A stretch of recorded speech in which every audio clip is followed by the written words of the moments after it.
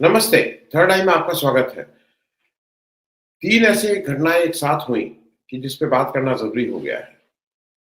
सबसे पहले हरिओम वाल्मीकि की लिंचिंग, आईपीएस ऑफिसर वाई पूरन कुमार का सुसाइड और सीजीआई बीआर गवई पे जूते से हमला। ये तीनों बातें मैं इसलिए कह रहा हूँ कि तीनों दलित हैं और अपने हिसाब से जैसे इससे बड़ा पद तो देश में कुछ हो नहीं सकता है। सीजीआई अगर कोई लीगल सर्विस का है, जुडिशियल सर्विसेज का है, तो सीजीआई से बड़ा पद उससे नहीं होता है। मैं ये बात इसलिए कह रहा हूँ कि अ, मैं हरदम इस बात को मानता था कि मैं इस बात को मानता था कि वो जो जूता फेंका गया, वो आरएसएस विचारधारा के लोगों की शह पे वो कहीं न कहीं न्यायपालिका के ऊपर वो न्यायपालिका के लोगों के ऊपर एक जिसको कहते हैं ना एक अटैक था। लेकिन जब अभी जैसी वारदातें हो रही हैं और जैसा हुआ है, उससे ये बल पड़ रहा है कि वो क्योंकि उस व्यक्ति का भी स्टेटमेंट जब बार-बार आ रहा है कि जूता फेंक रहे हैं, कि मुझे फिर मौका लगा तो मैं फिर फेंकूँगा। तो शायद उनके अंदर जो एक घृणा भरी गई और एक घृणा बहुत सिस्टमैटिक ढंग से भरी गई है। सार्वजनिक रूप से आप हाँ करते रहिए, लेकिन व्यक्तिगत बातचीत में, व्यक्तिगत उसमें जो जो कृत्य हुआ है सबके सामने है। आईपीएस ऑफिसर वाई पूरन कुमार का भी इंसिडेंट इसी तरह का है और मैं ये बातें इसलिए कह रहा हूँ कि होता क्या है कि इस तरह की बात आई गई हो जाती है, 2 दिन इस पे चर्चा होती है और फिर इसको लोग भूल जाते हैं। जब अगर कोई दलित घोड़े पे चढ़ के बारात जा रहा है तो उसके उसके साथ मारपीट, कोई इस तरह का बर्ताव कर रहा है तो उसके साथ मारपीट। इस पे आज तक मैंने तो मेरी याद में तो ऐसा कोई किसी को दंड नहीं मिला कि वो नज़ीर बने। ये सुबह शाम की बात है और एक दूसरा मुझे लगता है कि जो एक धीरे-धीरे समाज में हरदम ये डाला जाता है कि जो दलितों का या शेड्यूल कास्ट का आरक्षण है, वो कहीं न कहीं हमारा मतलब सवर्ण को ये सिखाया जाता है कि आपका हक छीना गया है। देखिए, इनकी वजह से आपका अ, थोड़ा समझने की बात ये है और इस पे बहुत सी व्याख्याएँ हैं, मैं तो इस पे क्या व्याख्या करूँगा। आप सामाजिक न्याय के जो लोग हैं, जो समाजशास्त्र के लोग हैं, जो आर्थिक चीज़ों को समझते हैं, किसी से भी पूछ लीजिए। आरक्षण मूल रूप से नौकरी पाने का हथियार नहीं है। आरक्षण उस सामाजिक व्यवस्था में वो लोग जो कई हज़ारों साल से जिनको अवसर नहीं मिला था, जिनके ऊपर पैर रख के आप ऊपर अपनी आपने अपनी सफलताएँ पाई थी, उन लोगों को जो वंचित थे, उनको सामाजिक व्यवस्था में बराबरी का पे लाने की बात है। बहुत से लोग इसको कन्फ्यूज़ करते हैं कि ये कोई नौकरी पाने का ज़रिया है। ये नौकरी पाने का ज़रिया नहीं है। ये उस सामाजिक व्यवस्था को ठीक करने का हमारे संविधान द्वारा एक गारंटी है और इसीलिए इसका नेचर परमानेंट नहीं था। उस समय सोचा गया था जब भी संविधान निर्माता थे उनको लगा था कि निश्चित अवधि के बाद सब चीज़ें सामान्य हो जाएँगी, सब लोग बराबरी का वो करेंगे, लेकिन हज़ारों साल की चीज़ें शायद 10, 20, 50 साल के में नहीं होंगी।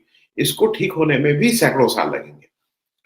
अ, मैं ये कह दूँ कि 1947 और आज की स्थिति में आज 1947 और आज की स्थिति में बिल्कुल फ़र्क आया है। आज अगर कोई आईपीएस अफ़सर सुसाइड कर रहा है, तो कम से कम उसपे बात तो हो रही है। अगर किसी की लिंचिंग हो रही है, तो उसपे बात भी हो रही है। 1947 में तो ये बात करने लायक भी नहीं था। ये बात मैं सिर्फ़ इसलिए कह रहा हूँ कि अ, सुबह से शाम तक मैं सवर्ण हूँ, मैं बड़ा हुआ। बड़े होने तक एक ये माना जाता था कि ये अरे यार, ये शेड्यूल कास्ट, शेड्यूल ट्राइब्स का एक देखो आरक्षण है। ये हमारे हक में से इतना चला गया है। फिर जब बड़े होते गए आपको धीरे-धीरे समझ में आया कि उनका एक लार्ज नंबर है। आप बहुत उनके सामने नगण्य हैं। आप बहुत अल्पसंख्यक जैसे हैं आप और आप उनकी कॉस्ट पे सारा काम कर रहे हैं और इसका जो सबसे बड़ा एक मतलब मैं ये बातें इसलिए कह रहा हूँ कि ये हमारे और आपके बीच हो रहा है, इसको ज़रा सोचिएगा। जो भी थोड़ा ग्रामीण भूमि जिसके साथ है या जो गाँव से कनेक्टेड है या जो आज की तारीख में घर पे बहुत ज़्यादा जो कहते हैं ना धार्मिक हो गया है, एक नया तरह का धर्म चला है। किसी भी मंदिर के बाहर जो प्रवचन होता है, किसी भी मंदिर में जो कीर्तन होता है, भजन होता है, उसमें ढोल, मजीरा ये सब बजाना, ये अधिकांश आपको मिलेंगे कि ये दलित समुदाय से आते हैं। शादियों में जो बैंड बजता है, उसमें अधिकांश आप देखेंगे कि अ, दलित बैकग्राउंड से आते हैं या अल्पसंख्यक भी हैं। मैं ये बात इसलिए कह रहा हूं कि आपको इस समुदाय से मंदिर के बाहर भजन करवाना मंजूर है, कीर्तन कराना मंजूर है, ढोलक बजवाना मंजूर है, झाल झाल मजीरा बजवाना मंजूर मंजूर है। लेकिन उस मंदिर के अंदर आके आना तो मान लीजिए कहीं-कहीं हो भी गया है, लेकिन उस व्यक्ति के द्वारा पूजा करवाना आपको को नहीं बचेगा। व्यवस्था ये है कि पूजा कराने के लिए एक जात विशेष के लोग हैं, वही उस पूजा को करते हैं। उस मंदिर में भी इस तरह के तमाम इंसिडेंट हैं कि देश के सर्वोच्च पद पे, बड़े-बड़े पद पे मंत्री बने हुए लोग, इस तरह के लोग अ, अगर उस पूजा के लिए मंदिर में घुसते हैं, तो उसके बाद उसकी सफाई होती है। और ये केवल दलितों के साथ नहीं है। अखिलेश यादव अगर मुख्यमंत्री पद छोड़ते हैं और उसके बाद उसके उस मुख्यमंत्री आवास का शुद्धिकरण होता है, या अखिलेश यादव 2024 के इलेक्शन में किसी मंदिर विशेष में जाते हैं, उसके बाद उसका शुद्धिकरण होता है, तो ये उसी मानसिकता का एक्सटेंशन है। अगर कोई यादव पंडित जी है, मतलब पंडित जी में not in the sense of जन, अगर कर्म से है, वो कर्मकांडी है, कर्म कराता है, तो उसमें उसको नहीं उसको टॉलरेट होगा। तो ये जो व्यवस्था अभी हुई है, इसको मैं इसलिए रेखांकित बार-बार कर रहा हूँ कि ये एक एक मेरे ख्याल में एक वार्निंग बेल है। ये वार्निंग बेल पहले बहुत बज चुकी है, अब भी बज रही है। लेकिन पहले और अब में एक फ़र्क ये है कि अब चीज़ें बहुत सामने साफ-साफ आती जा रही हैं। ये जो 90% लोग हैं, जिनके जिनके एक तरह से जो लार्जर क्वेश्चन ये है कि अगर आप सामाजिक व्यवस्था देखें, तो वो 90% का रिप्रेजेंटेशन नहीं है। मैं एक छोटी-सी बात आपको यहाँ की बता दूँ, अमेरिका की। हम लोग फिलाडेल्फिया गए थे। फिलाडेल्फिया में हम किसी के यहाँ थे और वहाँ पे पता लगा कि ये लोग आए हैं, तो एक मैं गोरखपुर के में बड़हलगंज से एक यंग लड़का आया। यंग मतलब वो 40-45 का एज ग्रुप, अमेरिका 12 साल पहले आ चुका है, पत्नी आ चुकी है, बच्चियाँ हैं और वो बैकवर्ड है। और उससे जब बातचीत हुई कि भाई कितने लोग हैं, कहाँ हैं, क्योंकि बड़हलगंज के थे तो एक नेचुरल मुझे भी थोड़ा जिज्ञासा थी कि ये कैसे आया, और मुझे अच्छा लगा कि वो अ, उसका कहना ये था कि यहाँ जो टोटल समुदाय है, जितने बहुत टेक्नोलॉजी में बहुत भारतीयों का बहुत योगदान है यहाँ पे, बहुत भारतीय हैं। लेकिन उसमें एक तो उत्तर प्रदेश का वैसे भी कम है, उत्तर प्रदेश, बिहार हिंदी स्पीकिंग कम है। टेक्निकल पार्ट में मैं बता रहा हूँ। उसमें उसका कहना था, और ये सुन के ताज्जुब हुआ कि 3-4% लोग ही बैकवर्ड या दलित समुदाय से हैं। 95% से ऊपर जो अपर कास्ट हिंदू है वही यहाँ है। अगर हिंदू बात करूँ, और ये एक चौंकाने वाला आंकड़ा है। इस पे तो कोई आप वो जो सामाजिक समाजशास्त्र के जो लोग हैं इस पे रिसर्च भी कर सकते हैं, बातचीत कर सकते हैं, लेकिन ये एक डेटा, और उसने कहा ये सिर्फ फिलाडेल्फिया का डेटा नहीं है, ये जहाँ-जहाँ उसके दोस्त मित्र हैं, उसने कहा नहीं, हम लोगों की संख्या बहुत कम है और हम लोग उनकी आवाज भी नहीं है, मतलब वो वॉइसलेस लोग हैं। ये बात मैं सिर्फ इसलिए कह रहा हूँ कि सुन के दुःख होता है। एक छोटा-सा इंसिडेंट है, इससे नहीं, आरक्षण से नहीं है, लेकिन उसी से इनडायरेक्टली है।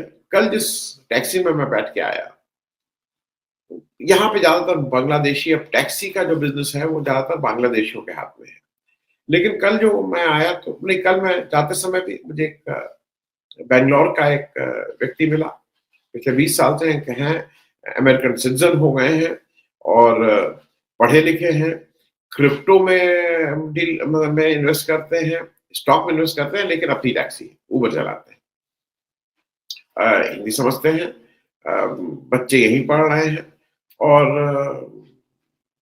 पॉलिटिकली उन लोगों की की दृष्टि और उनकी जानकारी हम लोगों से भी ज़्यादा है। भारत को बिल्कुल क्लोज़ली वॉच कर रहे हैं। एक व्यक्ति जो कल छोड़ जिससे हम वापस लौटे थे, कहीं गए थे, वो हरियाणा का रहने वाला था और वो जो शाहरुख खान की अभी पिक्चर आई थी, डंकी मार के आया है। उसने कहा 11 महीने लगे, ये व्यवस्थित लोग हैं, 11 महीने लगे। 11 महीने में 43 लाख रुपए उसके हुए। हरियाणा से आया 6.5 साल पहले और उस अब यहाँ आ गया असाइलम और स्टैंडर्ड होता है, असाइलम फाइल किया हुआ है।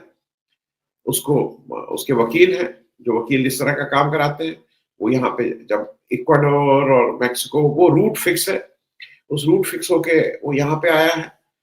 मैं ये बात सिर्फ जानकारी के लिए तौर पे बता रहा हूँ कि ये आँख खोलने वाली बात थी मेरे लिए।